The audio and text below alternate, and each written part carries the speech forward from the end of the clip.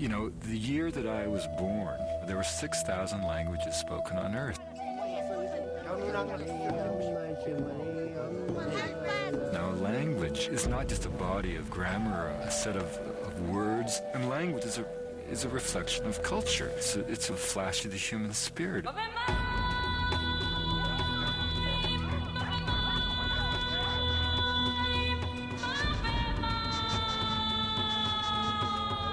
And of the 6,000 languages spoken on Earth, fully half aren't being taught to children, which means that effectively, unless something changes, they're dead.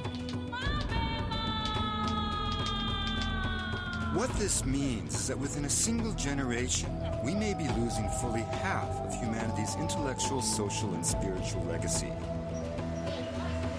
This does not have to happen. These cultures are not failed attempts at being modern. They are unique answers to the fundamental question. What does it mean to be human and alive?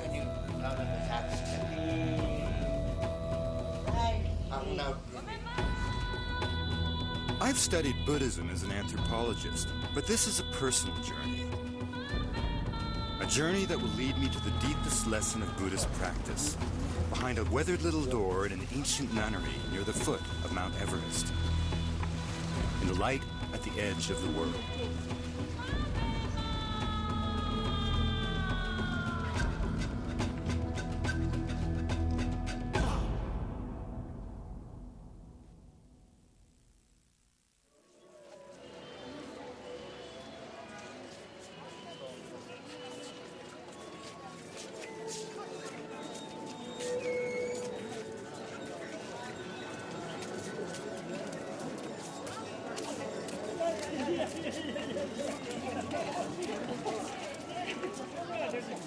How do you take a spiritual journey in Buddhism? Where do you begin? Who do you follow?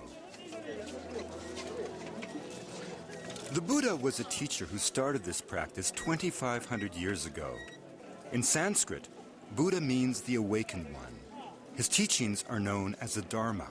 They are a spiritual path, a roadmap to enlightenment.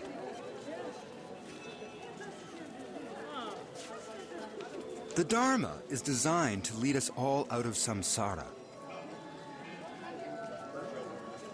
Samsara is simply an objective observation that in this world that we live in, and who can deny it, we end up slaughtering children, raping mothers, dying of foul diseases, having accidents just on the eve of our weddings. I mean, whatever all this stuff is, the Buddha would say it's a realm of samsara, and the cause of it is suffering, but the great possibility revealed by the Buddha is that it can be transcended, that if ignorance is the foundation of suffering, ignorance can be relieved.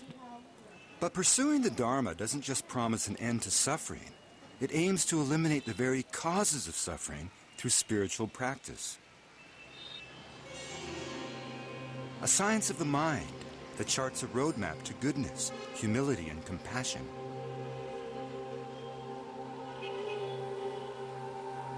One takes refuge in the Buddha, considering him not a god, but a guide.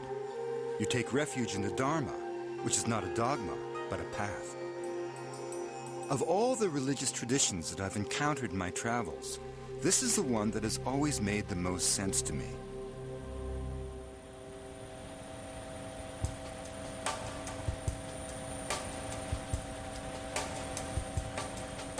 My path begins in an old Mi-17 helicopter, a shuddering Russian war relic.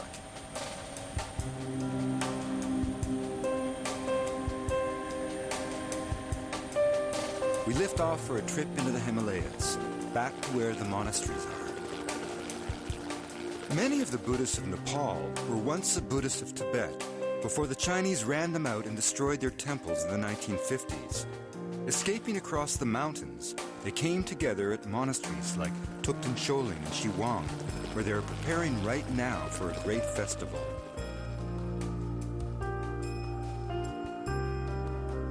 As much as this is a trek into some of the most stunning country in the world, it is also for me an adventure into the mind. It's about seeing what's in there, discarding what's unnecessary, and focusing on what truly brings happiness.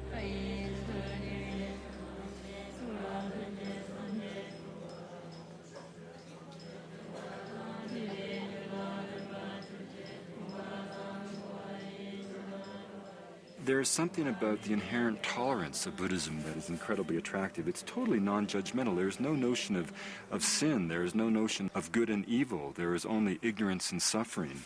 And this is the most important thing. It places all emphasis on compassion. You know, you do not embrace negativity. It is a religion that does not demand some kind of act of blind faith. It does not demand that you buy into the dictates of a faith and then go out and persuade the rest of the world to think like you. It is simply a system of wisdom. It's a philosophy. It says, here is a path. Here is a set of contemplative practices that you can do. And that if you follow this, we have 2,500 years of empirical evidence, scientific evidence, by the very definition of what science is, that says if you follow this, you will achieve this transformation of the human heart.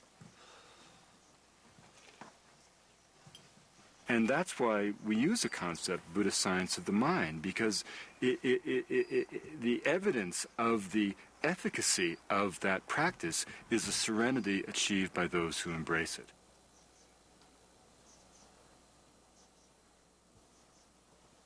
I can explain Buddhism in words, that's easy for me, but I'm still seeking meaning. The path to enlightenment requires basic tools, and the first one is meditation.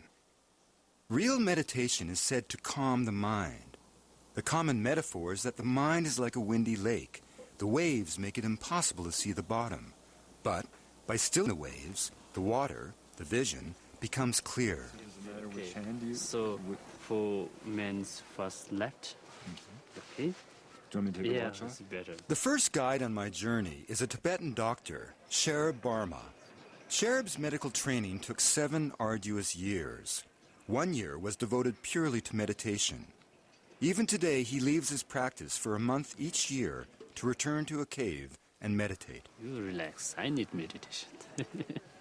When Sherab does the pulse diagnosis, you know, this is, again, not a trivial, arcane exhibition. It's not sleight of hand. It's been, even by Western scientific terms, it's been recognized that the Tibetan pulse diagnosis can be extraordinarily precise. And the fascinating thing for me is that in bringing his intellectual, in a sense, medical attention to that challenge, at that moment of diagnosis, he's also bringing his entire meditative, attentive mind to that moment. Okay, please can I see your tongue? Within the Tibetan realm of medicine, Please, you can look my finger. there is no easy separation between the state of the mind, the state of the spirit, and the state of the body. They're all intricately entwined.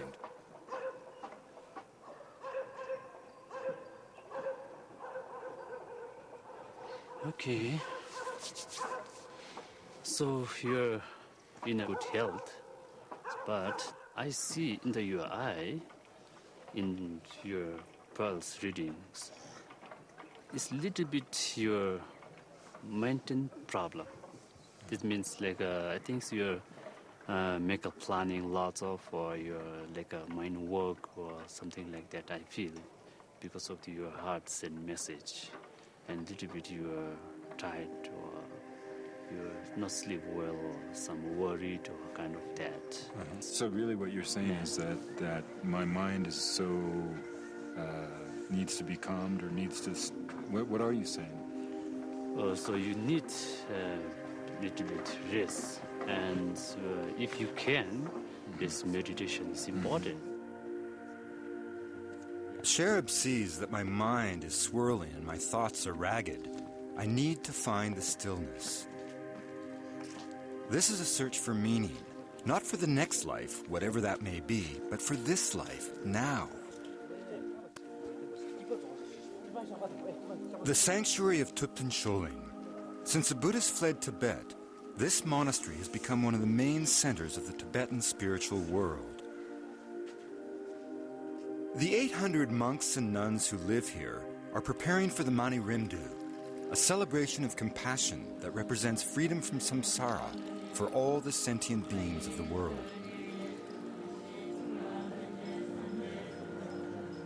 The Buddha left behind 84,000 lessons, or sutras. They are all part of the teachings of the Dharma. The sense of serenity in the prayer hall is deeply moving. The music, the rituals, the recitation of mantras, the monks and the nuns chant their prayers so consistently that it's almost as if they become the prayers themselves. You know, this is not all about the twiddling of thumbs. This is 2,500 years of scholastic vision, of intensity by millions of people to try to understand the nature of existence and to encode that in a set of scriptures that become like roadmaps to the path of liberation and wisdom.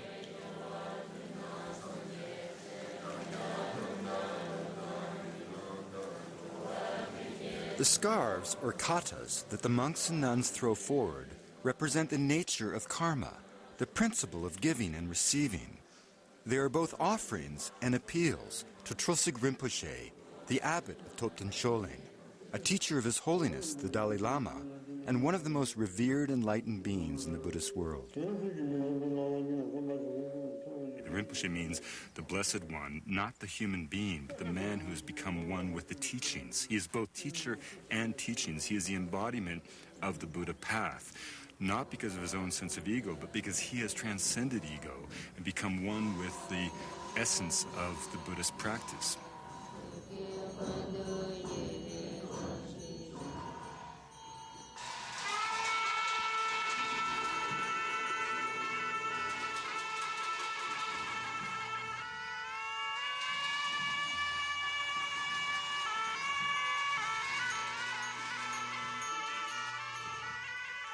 Topten Choling has grown so much that they have had to build a new central temple and quarters for the additional monks and nuns.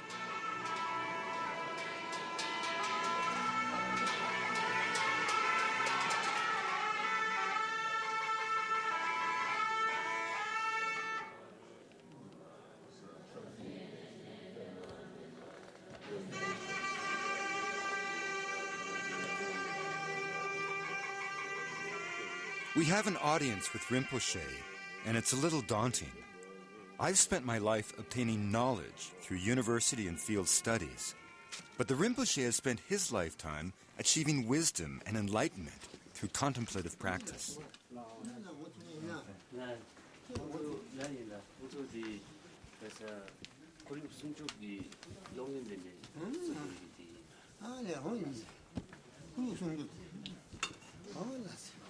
You know, the first time I was in the presence of Trosig Rinpoche was 3 years ago when I visited Topten Choling monastery, and I was working on another project, and I had a whole list of specific questions that I was planning to ask him. And I came into this room with all these questions. I forgot all the questions, and I started to cry. And tears came down the corners of my eyes. And, you know, coming from the background that I come from, you know, men don't cry, and they certainly don't cry easily. And these weren't sobs of the kind of tears you get when you're saddened by the death of a father. These were kind of tears of just spontaneous delight that were just pouring forth from my eyes. And all the questions that I had planned to ask him were simply evaporated.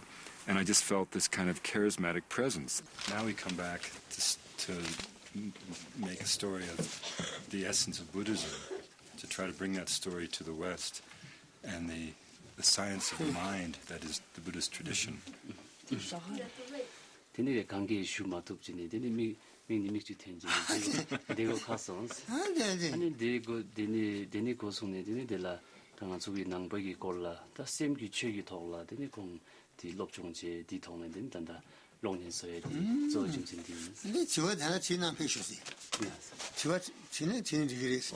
So before you forward your question, so if you like, you can bring now your question. Well, our question now is just... Asking Trosig Rinpoche about Buddhism is a little like asking St. Peter about the Bible. There are few minds as bright and clear on the planet. But I'll have time for my questions. Rinpoche will be coming with us to the Mani Rimdu festival at Shiwang, a monastery not far from here by helicopter. So we make ready to leave.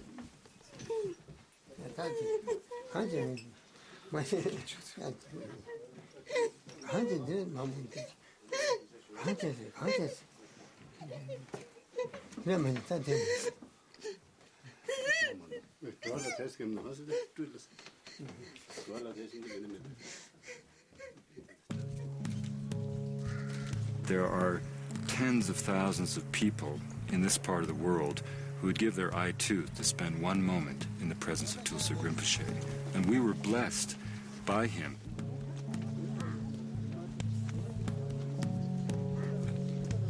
He is the embodiment. He is the 33rd reincarnation of the most foremost disciple of the Buddha. He represents all of that Buddhist lineage. And the point of Buddhism is not simply to, clear the mind, still the lake, and all those wonderful metaphors. It's to embrace compassion. It's to be compassionate. Rinpoche is living proof that compassion can be achieved as a state of being, that contemplative practice will result in serenity and enlightenment. This is what we mean by a Buddhist science of the mind.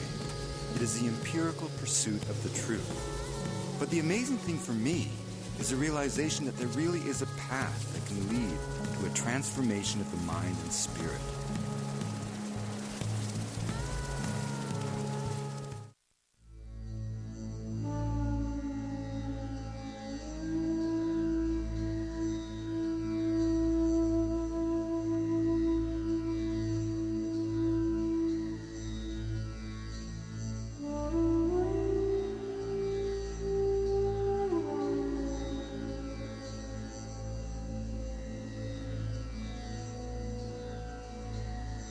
When we speak of a Buddhist science of the mind, we are talking about a philosophy developed by an Indian prince named Siddhartha, who achieved enlightenment under a Bodhi tree. Siddhartha became the Buddha. Monasteries like Thupten Choling, the one we just left, and this one, Shiwang, are repositories of Tibetan Buddhist thought. The trouble these days is that Shiwang in particular is vulnerable. There has been a Maoist uprising in Nepal for the last decade, and almost all of the Shiwang monks have fled harassment for the safety of Thupten Choling. Now only 8 stay here full-time. But this is a time of year when Shiwang comes to life again. Tibetan pilgrims, Sherpas, and dignitaries all come here for the Mani Rimdu.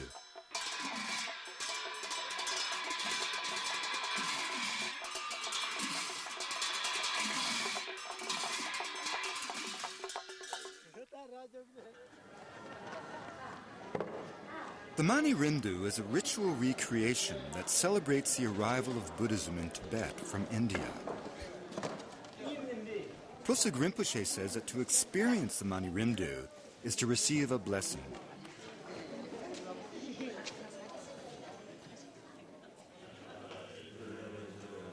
The prayers before the pageantry of the festival connect to the very essence of Buddhism. The fundamental idea is that everyone has the potential for inner transformation. We all have our own perfect jewel buried deep in the earth. All we need are the tools to find it. The Dharma is designed to remove everything that obscures our true Buddha nature.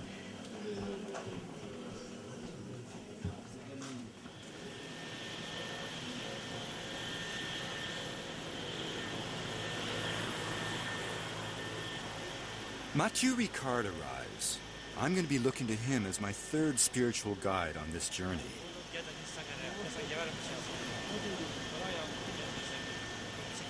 At one time, Mathieu was a leading scientist at the Institut Pasteur in Paris. I mean, here was this man from a highly distinguished French family, his father a major literary critic, Mathieu himself a brilliant molecular biologist, clearly on his way to a great career in science, Western science, and at some point for him, it just wasn't enough. Something was still missing. You could reduce all of material existence down to a single gene, a single atom, and you still had to ask the question, why? It's sort of becoming more and more difficult to understand. It's very sweet. It's very, very devoted to Rinpoche and Rinpoche. You see, we are ready to spend 15 years to go to education. Then we spend another number of years to train professionally. We spend a great amount of time, jogging and doing gymnastics and going on this bicycle and rolling sort of things, and then to get healthy. And then we spend another amount of time taking care of our appearance, going to have some nice hairdo or whatever. Now, how come we don't even spend a few moments every day to see how our mind works, which in the end is what determines the quality of our life? So that's very puzzling, in fact. So why is that? I think there's a kind of slight hesitation, looking at our mind. That seems a bit weird. I met somebody, a young person in California, who told me, I don't want to look within myself. I'm afraid of what I'm going to find there. I told that to the Dalai Lama. He said, that was more interesting than going to the movies. So much happening in your mind. It's such a fascinating adventure.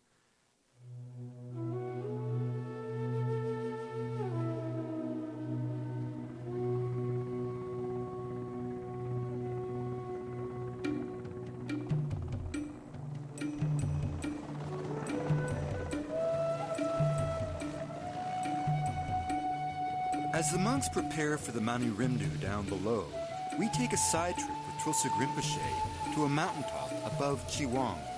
It's a place of deep spiritual meaning that he hasn't laid eyes on in nearly 40 years.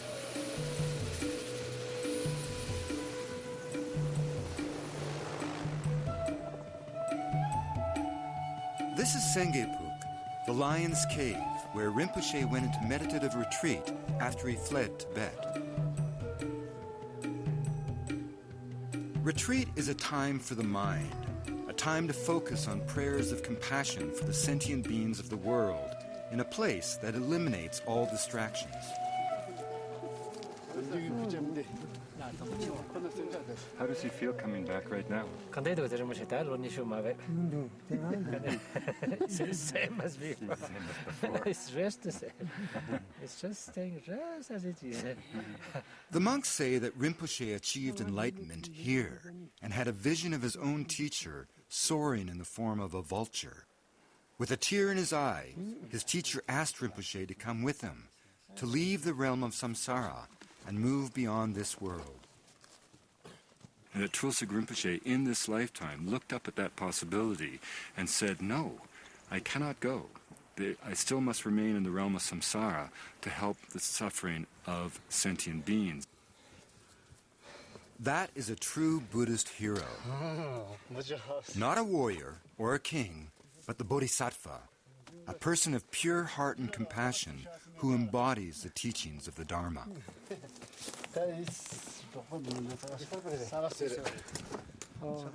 Actually, when Moshe stayed here, it wasn't like that. It fell down. This is the place where Tulsuk Rinpoche used to stay. In the sunshine, on his old patio, Rinpoche stuns me with an impromptu teaching of the Four Noble Truths, the very pillars of Buddhism. I've read about the Four Noble Truths. As an academic, I can recite them by heart. But that's not the same as receiving them from Rinpoche through the translation of someone like Mathieu Ricard.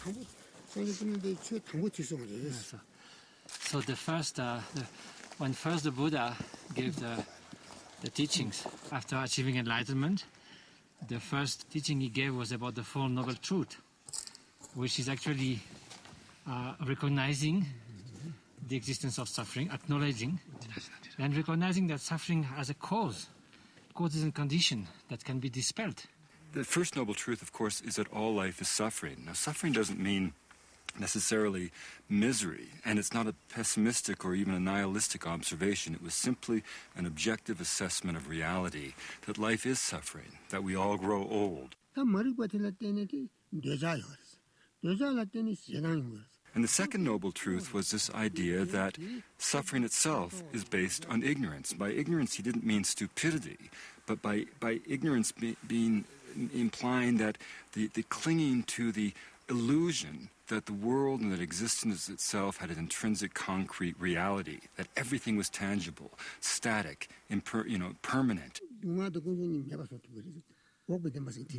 So now, in order to get rid of ignorance and the mental toxins and afflictions and obscurations, we need to rely upon someone who has more wisdom than we have, more understanding than we have. So hence the notion of a spiritual friend or a spiritual teacher who is showing us the path, who is indicating how we could go about removing the veils of ignorance. The third noble truth was the idea that suffering could be relieved through spiritual practice, that ignorance could be banished from the realm of perception, that you could actually find a solution to this human dilemma. And of course, the fourth noble truth was a delineation of a specific contemplative practice, a path of wisdom that promised, if followed, to allow you to transcend the realm of suffering.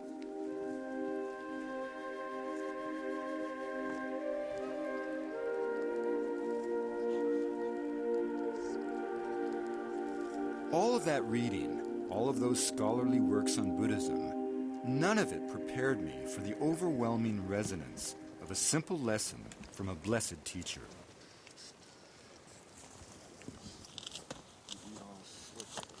All those things, and then when you hear it from someone like that.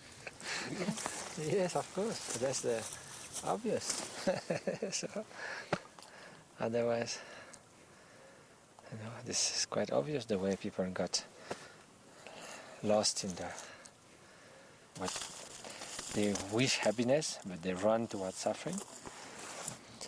Although we aspire to happiness, we got completely confused about the means to achieve genuine happiness. We mistake happiness and pleasure, happiness and intensity, happiness and so many things. We don't realize happiness is a way of being that comes from inner freedom, not just from try to enjoy as many things as possible, because that's like running after a rainbow, hoping that we can wear it as a dress. No, it never works. They hope for happiness, but they got lost in the wrong means of achieving it. So that's the drama of sentient beings.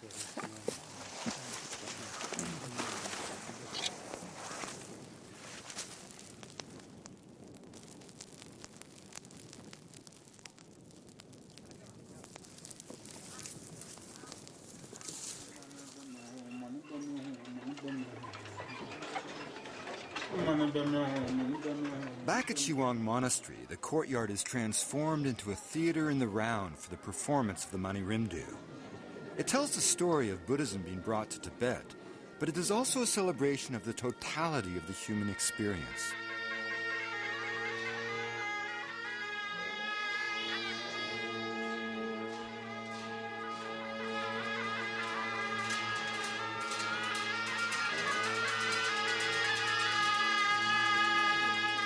Think of it as Shakespeare. Think of it as being in the Globe Theater. So it's a morality play written by a lama as a way of making manifest in a public way all the kind of forces of existence.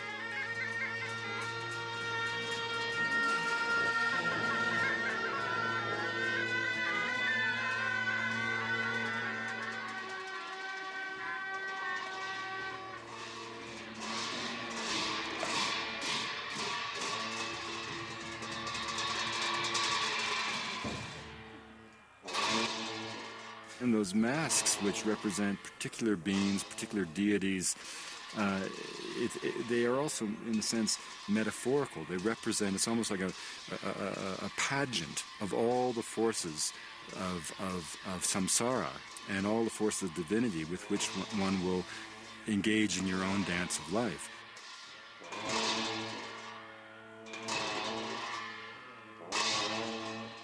Symbols of good clash with demons, the positive with the negative. Every dance is a Buddhist teaching.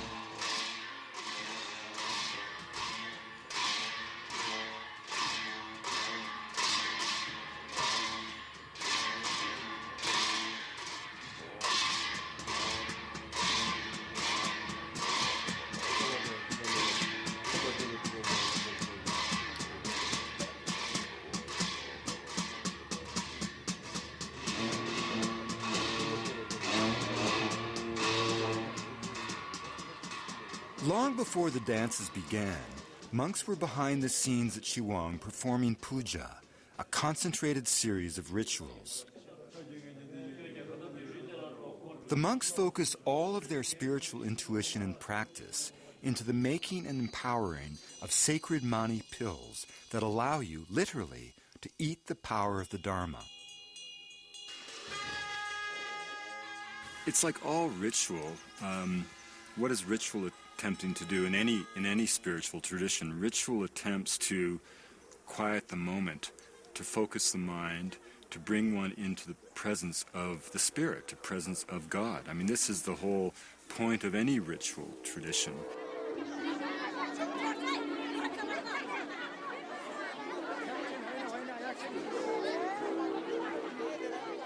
A gentle mob jostles to get near Tulsig Rinpoche to receive his blessing and be given the mani pills of compassion. Much of this feels familiar to a Westerner. A blessing from a priest, the offering of the host, absolution from sin. But here there is no sin. There is only the repeated reminder that ignorance, which stands in the way of wisdom and happiness, can be overcome by the clear path of the Dharma. You know, in a sense, Buddhism is neither philosophy nor religion. It's strictly a path of wisdom.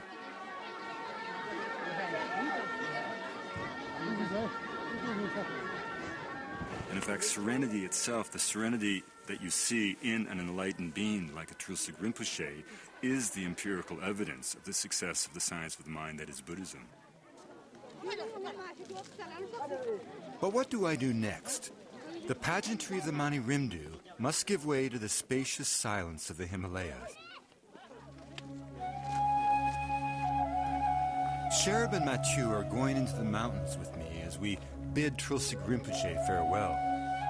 Our journey will follow high mountain paths through Solukhumbu to the flank of Everest and the home of a simple nun who will show us Buddhism stripped to its essence.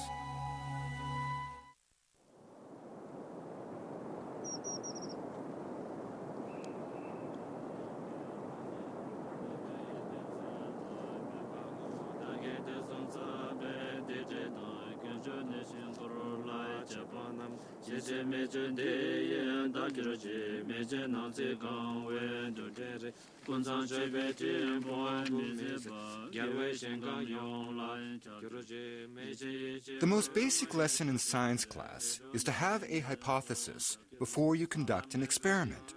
Then you record your observations and draw your conclusions. With their science of the mind, the early Buddhists observed that through contemplative practice, they achieved happiness and wisdom. They drew the conclusion that the Dharma worked. 2,500 years later, Western scientists wired up the heads of Buddhist monks, including Mathieu Ricard, to see what happened inside the brain of an experienced meditator. Amazingly enough, the very structure of the brain changed. Western science revealed that the Dharma could literally transform the human being. For the monks, the experiments were fun, but not really necessary. They already knew what meditation did. They already had empirical evidence of lives changed by the Dharma, their own. So, you know, when we speak of meditation, in the West, people have quite exotic idea of sitting under a mango tree and sort of, you know, blissing out and having a good time for the rest of the day, like a relaxation thing.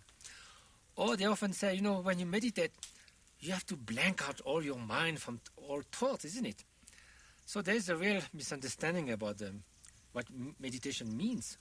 For most of us, when we think of meditation, and many of us have tried it, you know, everybody from doctors to our churchmen tell us we should check it out. We shut our eyes, we try to stay still, and our minds are just exploding with stuff, you know. See. Well, the idea is, you know, usually when we think of calming down the mind and we become aware of what's going on in the mind, we say, wow, there's so many thoughts. There's more than ever. Actually, it's not that there's more than ever. You start to become aware of what's going on in your mind from morning till evening, this whirlpool of thoughts. Because your mind is like a spoiled brat. It's constantly moving here and there, thinking of ruminating the past, imagining the future, never in the present moment. So try to focus your mind. And we say it's like the butterfly. You know, the butterfly stays on the flower, then it sort of goes away for no reason, then comes back. So it's okay you will be distracted, but you should bring back your mind. And so meditation will help you to become the master of your mind. And master of the mind is not the absence of freedom. You know, sometimes people think that, I'm going to control my mind. I'm sort of reducing my freedom. Take the example of the sailor at sea. What is the freedom? To let the boat drift wherever the currents and the wind blow? That's not freedom, that's drifting. Real freedom is to take the helm and navigate where you have chosen to go. That's freedom. So if you are in charge of your own mind, that's freedom.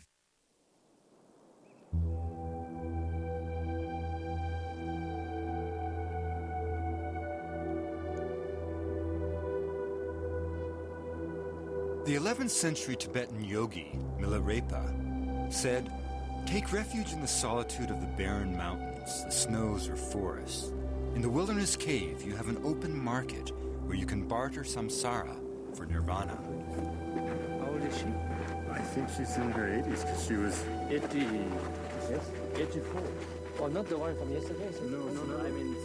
To pursue the Dharma, the aspiring Buddhist needs to take refuge, go into retreat, and meditate.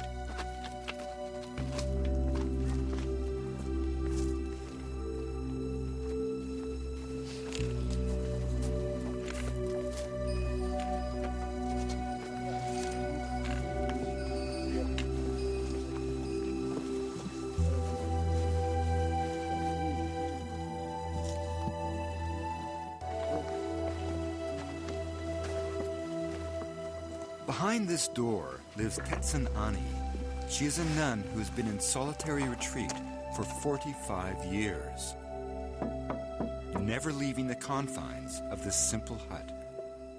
She has distilled her entire religious practice to 3 simple mantras, prayers for the welfare of all sentient beings, recited again and again through every hour of her waking day. Now, here is this woman, by all accounts, extraordinarily beautiful young woman, devoted to the Dharma, who suddenly was kind of besieged by a suitor, a wealthy merchant, who had the power to really demand betrothal.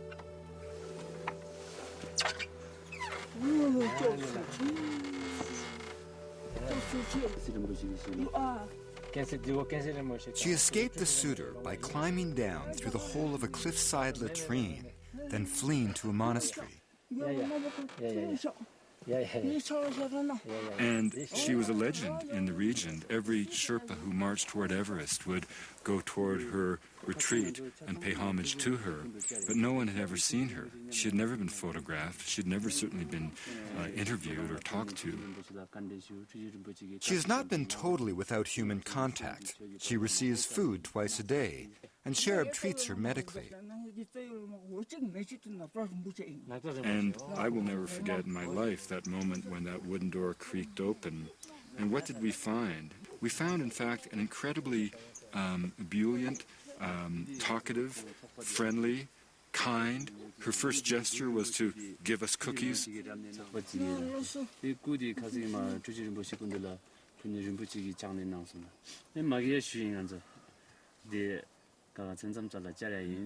what did she do? She went right into the Dharma. And she sort of said to Mathieu, essentially, it's great all that monastic stuff you guys do, and, I respect it, and it's quite wonderful, but, it really just comes down to a single mantra.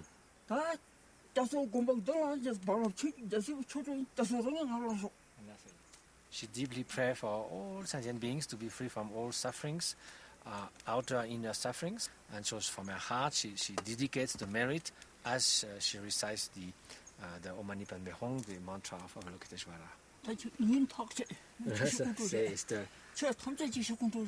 So it's like the one Dharma that condenses all. Om Mani Padme Hum. Yes.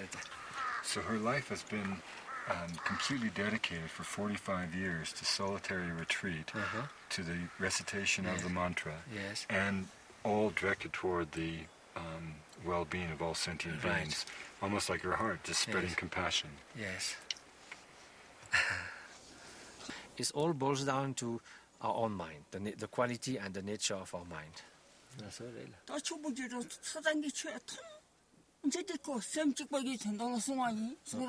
So whatever the Buddha has taught, all the many aspects of his teaching, they were all meant to understand the nature of mind.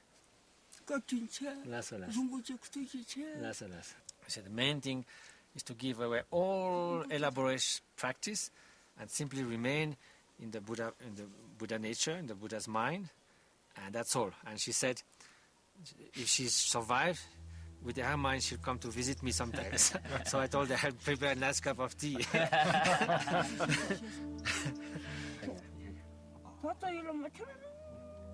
Finding serenity through the Dharma is the experimental proof that validates the Buddhist science of the mind, just as a falling apple proves to us the existence of gravity. It may be hard to understand what this means, but it exists for the Tibetans.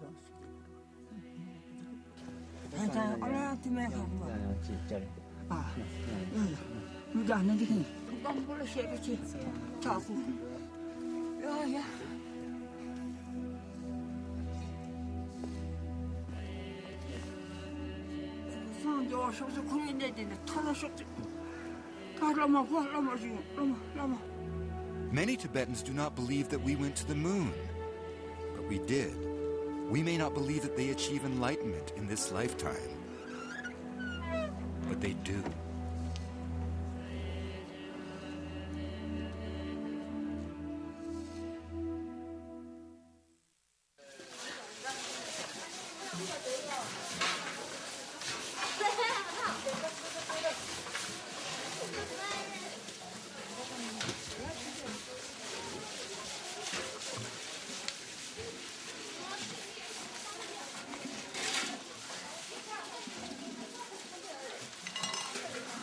At the Thupten Choling Monastery, Tibetan doctor Sherab Barma is in high demand.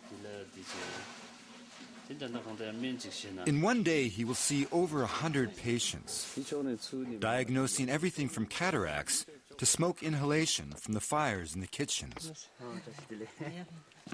Western science and efficiency, a Lama once wrote, has made a major contribution to minor needs. We spend much of our time in the West trying to ensure that people live to be 100 without losing their hair or their teeth. The Buddhists spend their time giving meaning to existence. The Buddhist spends all their lives getting ready for a moment that we spend most of our lives pretending does not exist, which is a moment of death. We in the West, I think, constantly confuse knowledge for wisdom. It's a little bit to relax your body and straight in our spinal cord. And you see this in old men all the time in the West. They say, what do you mean? I've worked so hard. I've built General Motors and goddamn it, I'm going to die? Or, I've got 15 PhDs from Yale, Harvard, Princeton, and Oxford. My God, I know everything about diatoms, and I've been in every genetics, and I've been at every conference, and I've gotten a Nobel Prize, and goddamn it, I'm going to die. And they haven't thought about that. And the essence of Buddhism is the notion that all life is fleeting. Every moment of time is precious, and you have a choice. When I finally sit down to meditate beside Sherab and shut my eyes, I'm overwhelmed by the non-stop mental traffic in my head. It happens to all of us, and most of the time we don't even notice that it's there. But when you meditate, even for a moment, you realize how far you have to go before achieving even the possibility of being able to calm the mind.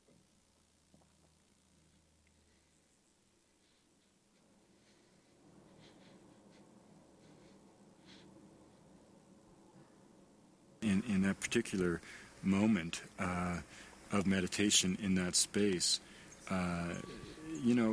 your thoughts move through your mind, and, the metaphor used always in Buddhism is that the mind is like a windy lake with the wind buffeting the waves and causing the water to be turbulent, and if you can somehow still the mind, you will clear the lake.